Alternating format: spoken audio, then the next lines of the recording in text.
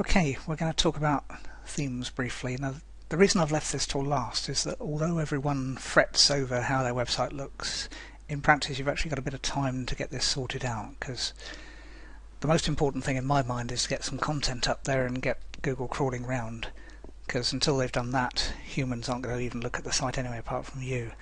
So you can do content first, which is what I'd suggest, and then themes soon after.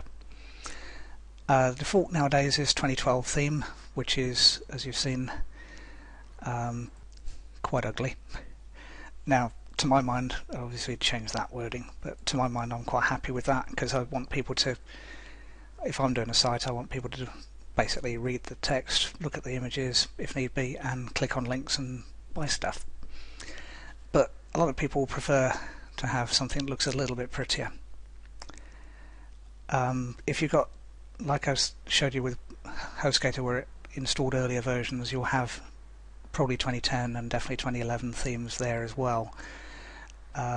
If it's gone straight to version 3.5, you won't. You'll just have the 2012 theme, the one that they're happiest with recently. But any other installed themes, you can click on the thing that says Live Preview, and it does what it says on the tin. It gives you a preview of what the site would look like, and basically all that's done is change the header. But you can also change the tagline,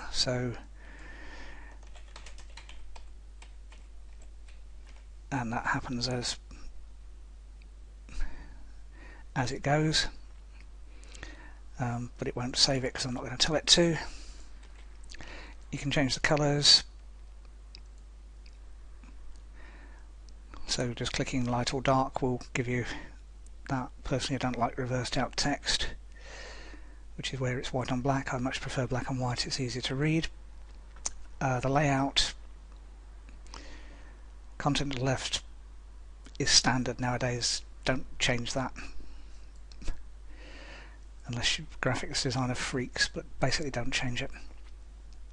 Header image you can change. Background image, I tend not to use one, I find it distracting. Static front page is what we set on the other one, so you can cancel out of that. And then install themes. Now that will give you the standard WordPress search, and it's very easy to get distracted on there for ages. You can do all sorts of things. I find that those tend to narrow them down quite a lot, but you can search for a keyword, search for newest if you're one of these people that prefers newest, and you can preview any of those. And so you choose one that you think looks okay, you can preview it, and it now previews you what your current site would look like ish on that. Close out of that, and you go through, and as I said, you can spend hours, or you can find a graphics designer who will just design you a site for however much money you want to pay them. They're all over the place on pricing, ranging from very, very cheap to very, very expensive and all points in between. And you just tell them you want a WordPress design, or you can go to a site like Theme Forest, which the URL for this will be in the PDF that accompanies this course. As you can see, there's 8,000 at the time of viewing, and you can search by WordPress, which is what you want. Now these are themes that other people will have used. That's fair enough. And again, you can choose whatever, so you want a corporate look, you can go for that. It doesn't much matter with the fact that other people have used it. You won't be the only one in the world. There's millions upon millions of websites out there. And if you're going to search, it'll default by date. Don't do that. If you want a shortcut, go by sales.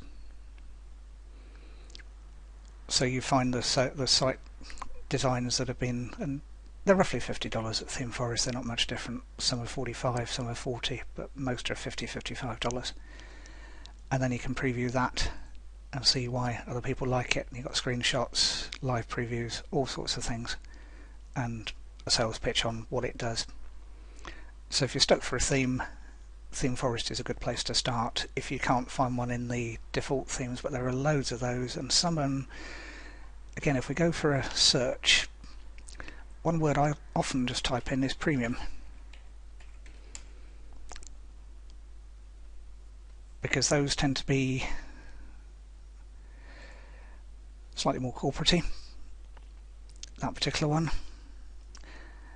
But a premium theme isn't premium because WordPress will only link to ones that are free or start free, and then you have the option of paying more.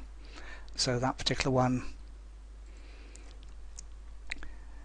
looks like a very good slideshow type one, very standard modern design. You can install it literally by clicking install, and you can activate. Doesn't matter, you can always go back to the previous one. So that's now activated. Demo site, visit the site. That's as quick as it was to change the look and feel of the WordPress site. I don't particularly like that design, but that's fine. You can do that regularly, and you just go back and reinstall 2012, wherever that's gone to, activate. That's how you change the look and feel of WordPress. So now you know everything that you need to know. If you don't, there's a few places you can go for support. One is Fiverr, where there's people that will sort out any WordPress problem you've had. Often for just $5, sometimes for 2 or 3 lots of $5, it varies. Or you can search YouTube, there's tutorials on WordPress coming out of your ears.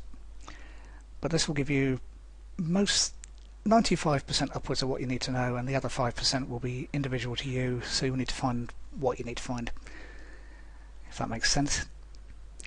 But thanks for watching, and if you've got any general questions, drop me an email. I'll do my best to reply or point in the right direction. Okay, thank you very much.